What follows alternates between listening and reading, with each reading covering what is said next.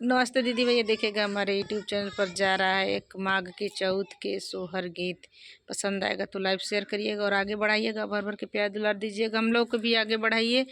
क्योंकि हम लोग का गीत चल नहीं रहा है, आप लोग देख नहीं रहे हैं, इसीलिए चल नहीं रहा है। आप लोग देखते होते तो चलता है। मचिया जय बाई ठेली सासु त बहू राज करे हो, ए सासु लाई दे तू गाना जिया तिलावत माघ के चौथी करती हो, ए सासु लाई दे तू गाना जी तिलावत माघ के चौथी करती हो। तू तहुए बहुअर तू तहु नाने के बाजिनिया न हो, ए बहुअर कैसे करबू तुझे तू बहुअर कैसे करबू माघ के चौथिया न हो, ए बहुअर कैसे करबू माघ के चौथिया न हो।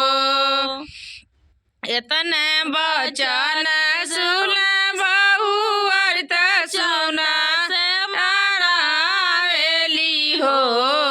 ए चंद बचन सुन बहुअर त चंद से मनावेली हो, ए चंदा दे मारो जैसा मनवा मार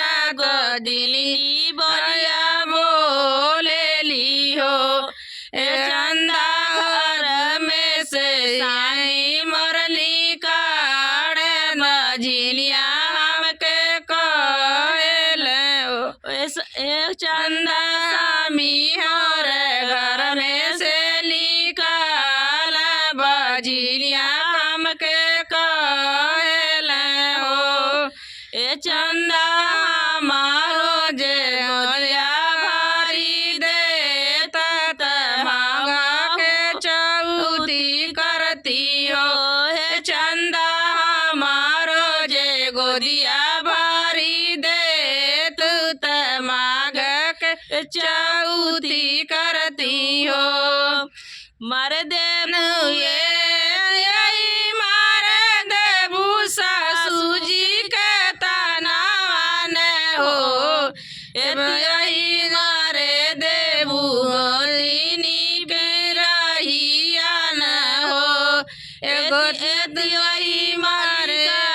देबू स्वामी गेली घरवा से तुआ के बलिया भर देबे हो, एतिवही काढ़े देबो सारे में से स्वामी के गोदिया भर देबे हो। एक मास बीतल दूसर मास बीतल न हो, एतिवही तीसर मास हो रीला जाना माला महलिया उठे सोहरे हो, एतिवही तीसर मास हो रीला जाना माला महलिया उठे सोहरे हो। आई गईला ए दिवई आई गईला माघ के चौथिया न हो, एतिवही कइले बुहाग के चौथिया तनाम हुला हरो हो, चौई कइले बुमाग के चौथिया तलान तुअर जुग जुग जी है हो, एतिवा